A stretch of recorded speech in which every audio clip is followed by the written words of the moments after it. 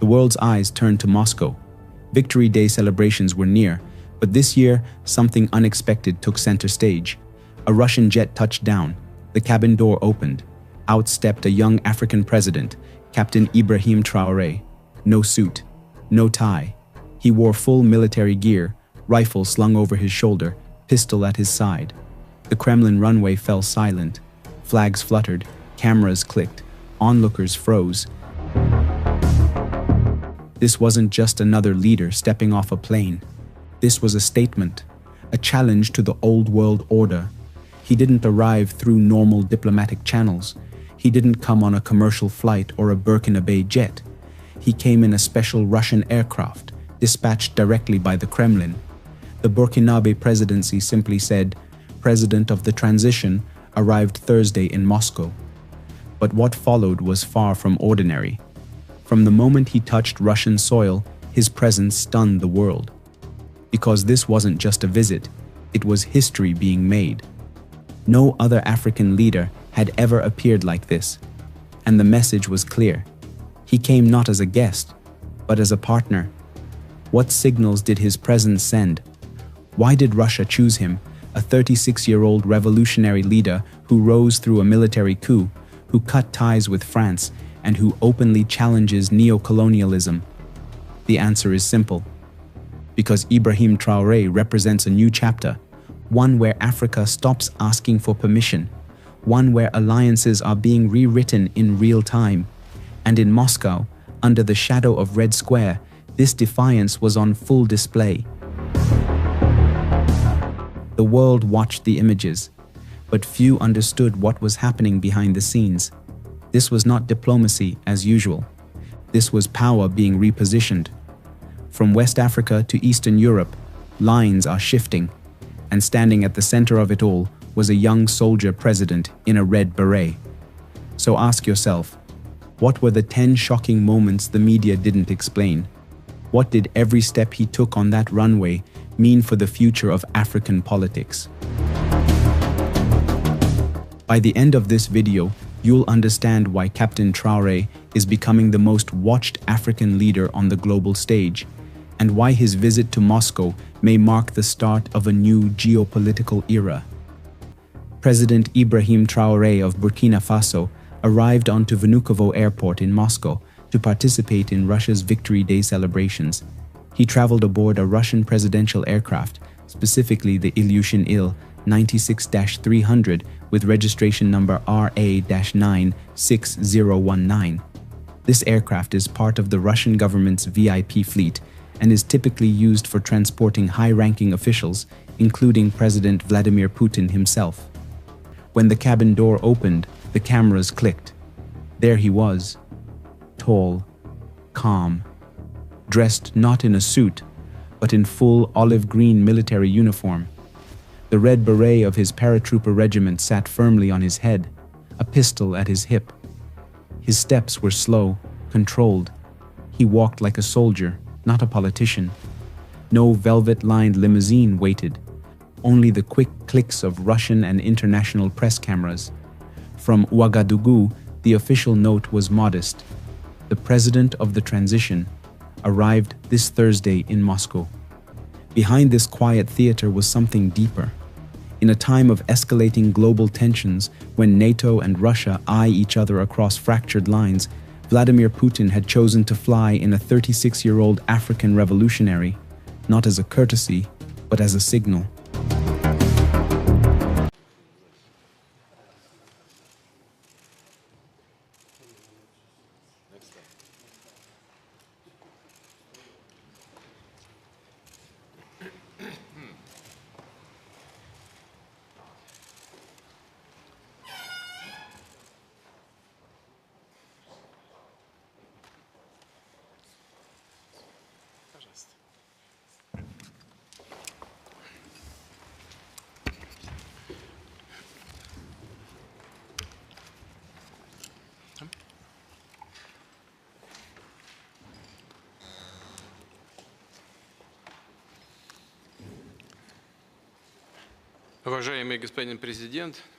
Mr. President, friends, we are very glad to see you.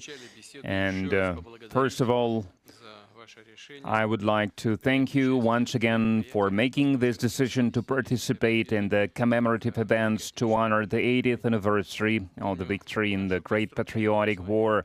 I remember our constructive and useful conversation back in 2023 when you visited our country for the first time to participate in the Russia-Africa Summit in St.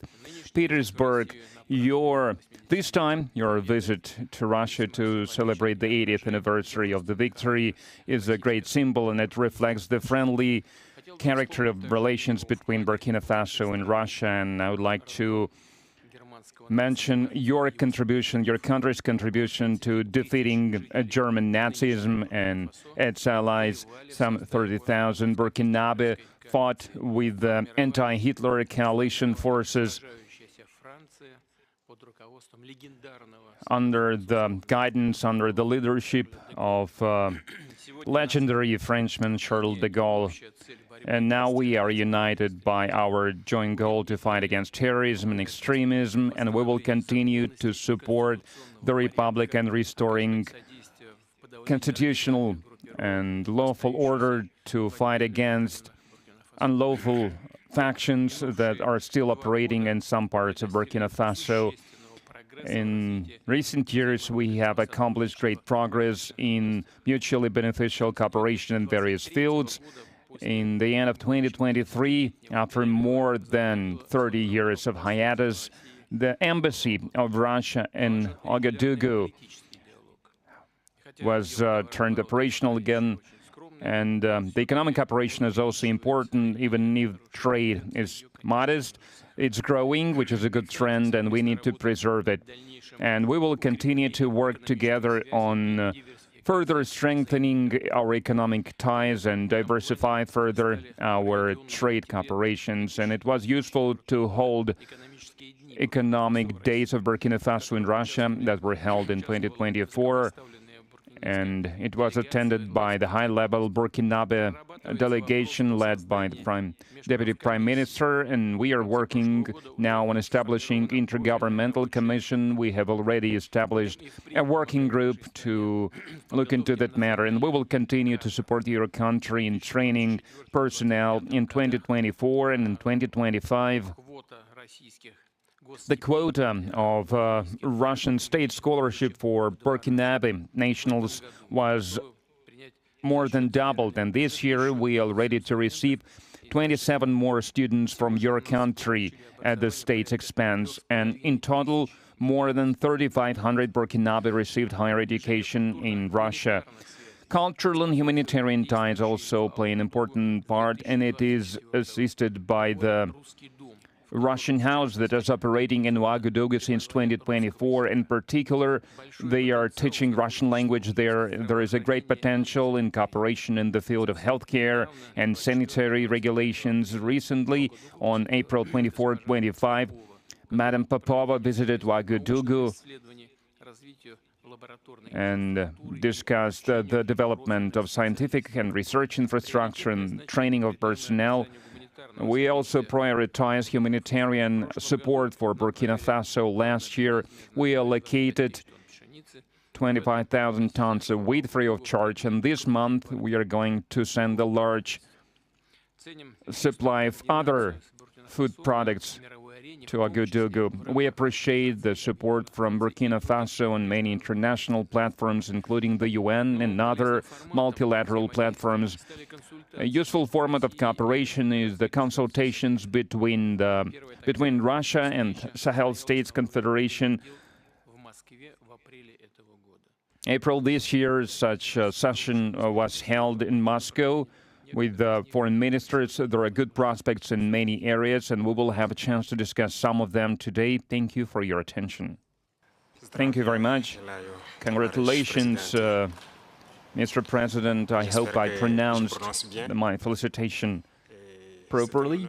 For me, it was an honor to be part of these commemorative events devoted to the great victory anniversary, and I would like to thank you for inviting us. It was a great honor for us. And I need to say that during this visit, I learned a lot. I learned a lot about culture, about history, that lay the foundation of the resistance of the Russian people, of its struggle. I learned of sacrifices your people made, and due to these sacrifices, we are free now. And I would like to thank you once again for this invitation, and this meeting allows us to think about what's happening in the world today and to think about the prospects as well. The obstacles that we can see today must not stop us. These obstacles, in some way, they are even an advantage, because despite all the sanctions that were imposed on the Russian Federation by many states, Russia is still holding the leading position internationally, and we understand this, we understand how difficult it is.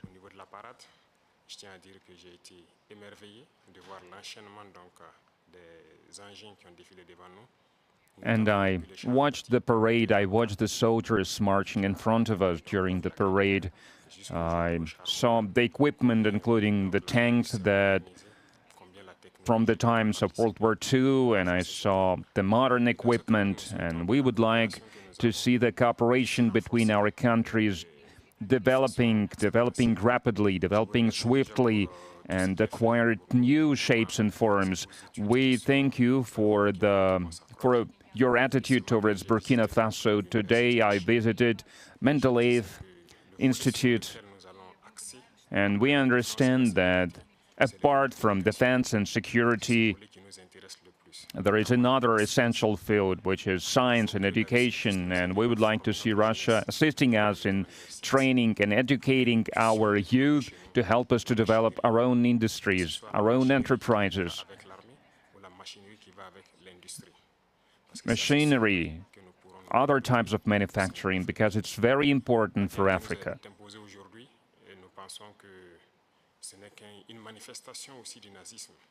We believe that terrorism that we can see today is a legacy of imperialism, and that's something that we fight against.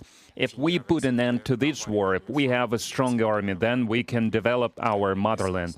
This is why we continue to fight. That is why we have this struggle. That's why it's important to train personnel, to educate people.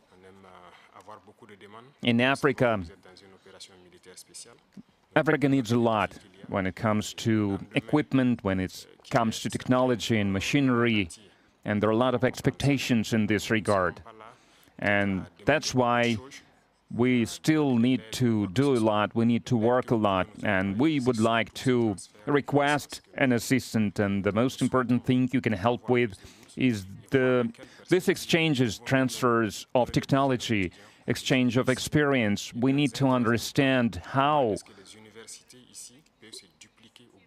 we can use the experience and the know-how that Russian universities have, and how we can spread it to Burkina Faso, how we can open branches of the Russian universities and Burkina Faso to be more efficient in the way we educate our people, our citizens. This is the essential task that we are faced with. We would like to see Burkina Faso developing, and we would like to see students coming to us to learn various sciences. We can see great young people in the Russian Federation. Among them, there are a lot of researchers, young scientists, and we would like to learn from you. And another important area is military. We have a lot of projects in the field of defense. His visit wasn't about a photo op. It was about power realignment. Why? Because Traore is more than a president. He is a symbol of resistance to neocolonialism, to puppet regimes, to foreign interference. In just 2 years, he has survived 18 coup plots, broken ties with France, and declared sovereignty over Burkina Faso's resources. Now he was stepping foot into Moscow, not to beg, but to build something new. A new chapter in African diplomacy, one no longer dictated by the West. His arrival was diplomatic symbolism cruising at 30,000 feet, and it sent one clear message: Africa is shifting, Traore is leading, and the world is watching. He didn't wear a formal suit. Instead, he showed up in military clothes that stood for revolution. His shirt had ribbons on the chest, Burkina Faso flag badges, and shiny medals. His strong build filled out the army jacket, which had gold shoulder decorations. On one arm, he wore a red, green, and yellow band, showing pride in his country. This was the outfit of a man who took power by force and was ready to keep fighting to hold it. People noticed he even had a gun in a belt holder at his waist, something that had already made headlines when he showed up with it at a meeting in Ghana in January 2025. One pro-Russian media outlet said it clearly. Burkina Faso's President Traore drew crowds of excited Africans and foreigners in Moscow. Everyone wanted a photo with the son of Africa. Within minutes of his arrival, dozens of people were trying to shake his hand, take pictures, or put on him the black and orange St. George's ribbons that stand for Russia's victory. One moment, almost funny because of how excited people were, showed him standing calmly while a group of fans rushed to take selfies. The joy was spreading fast. Taxi drivers stopped their cars to wave, and even old Russian soldiers gave him a sharp salute and a big smile. For many people watching, this strong and down-to-earth West African captain brought something fresh and powerful to the usual Victory Day events. That night, the serious military leader became one of Putin's respected guests, sitting close to other global figures like China's Xi Jinping. The beauty and luxury of the Kremlin dining room felt worlds apart from the rough military bases in Ouagadougou, making the moment feel almost unreal. The photo of Traore and Putin raising their glasses to friendship quickly spread online, marking a new chapter in Russia-Africa ties. On May 9th, Victory Day dawned under clear skies. Traore joined the procession of world leaders at the tomb of the unknown soldier in the Alexander Garden. In grim silence, he and the other presidents and prime ministers laid wreaths on the Kremlin wall. In official bulletins, he was noted to have joined world leaders at a ceremony outside the Moscow Kremlin and solemnly laid a wreath in memory of the World War II heroes. Cameras caught the scene. In front of Stalin's mausoleum and towering red square flags, Traore bowed his head with heads of state from China, Zimbabwe, and elsewhere. For Traore personally, it was a moment of historic resonance, a fellow veteran of anti-imperialist struggle paying respect to Russia's war dead, as Russian officials proudly emphasized. As the famous Victory Day military parade rumbled by in Red Square, Captain Traore stood on the reviewing stand beside Putin, Xi, Mnangagwa, Zimbabwe, Abbas, Palestine, and others. The sight of Burkinabe camouflage amid this distinguished company was widely remarked upon. Burkina's state news noted with pride that Traore walked behind the grand array of tanks and troops, witnessing as Russian soldiers marched past with T-90 tanks and Sukhoi jets overhead. When African heads were conspicuously absent, the Burkinabe presence seemed even larger. Analysts pointed out the symbolism. Here was a leader who used to be a rebellious army captain, now an honored guest among the globe's powerful. It underscored how dramatically Traore had transformed Burkina Faso's international standing, from a remote Sahel state to a visible force on Moscow's stage.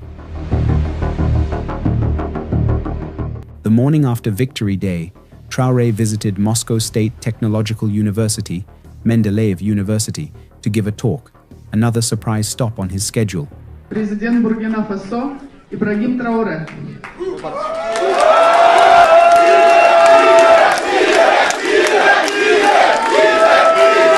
He was welcomed warmly in typical Russian style.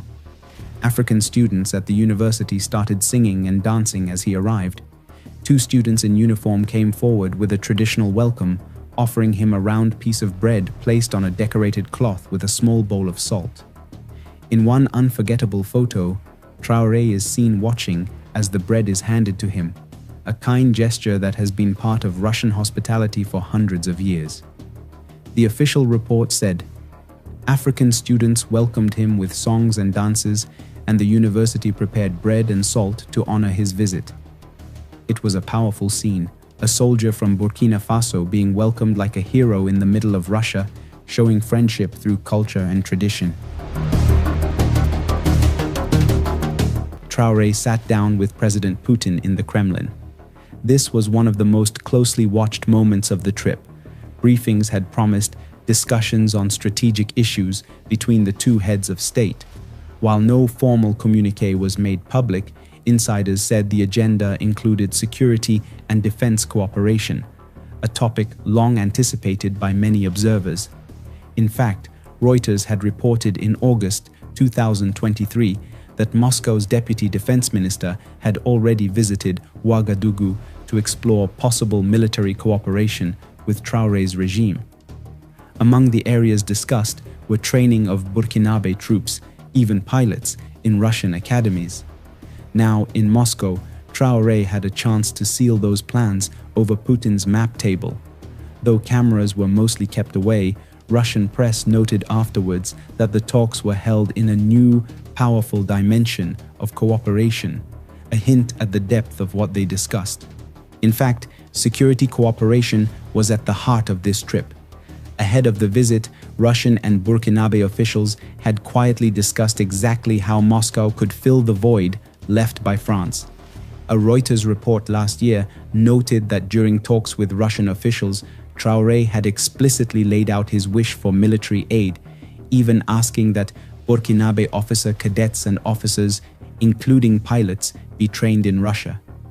Now in Moscow, the expectation was that Traore would formalize such agreements. Even without official announcements, the symbolism was clear. The red star on Russian hardware paraded down Red Square was set to be mirrored by black stars on Burkinabe shoulders in the near future. Observers pointed out that meanwhile, Russian military instructors and perhaps the infamous Wagner mercenaries were rumored to be active in Burkina Faso. In short, Traore's victory lap wasn't just political theater, it was the crowning of a new defense partnership. By the end of his trip, Traore ended up in a surprising group. Photos shared on May 10th showed him standing beside President Mnangagwa of Zimbabwe, President Abbas of Palestine, and the presidents of Abkhazia and South Ossetia, all gathered under the Russian flag. In the Kremlin's official message, they were called the heads of foreign delegations, honored during Victory Day. For many people watching, the scene was unexpected. An African army captain in uniform standing confidently with leaders from Asia, the Middle East, and regions involved in long-running conflicts from the old Soviet Union. It showed the beginning of a new group of non-Western countries coming together in Red Square. Traore's black gloves and the red flags made it feel like the world's power map was changing. In that moment, the message from Moscow in 2025 was clear. Burkina Faso, a small but bold country, had claimed its spot on the world stage. Standing side Moscow will be remembered for a long time. Was it a strong show of independence or a risky move? Many African watchers say it was both. He left Burkina Faso with stories to inspire his people, marching in Russian style, eating sea bass, and standing in the impressive halls of the Kremlin, showing clearly that the time of following Paris is over.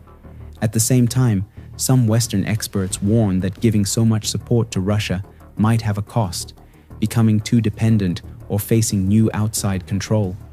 But everyone agrees this visit showed a high level of trust between Traore's military government and Moscow, built on their shared fight against colonial control. The pictures of Traore in Red Square have already created a clear message. Captain Traore, once a little-known African soldier, stood at the center of world politics in 2008-2025. Only time will show where this Russia-Burkina Faso relationship goes, but for now, it has clearly changed the story of the Sahel and global diplomacy on Victory Day.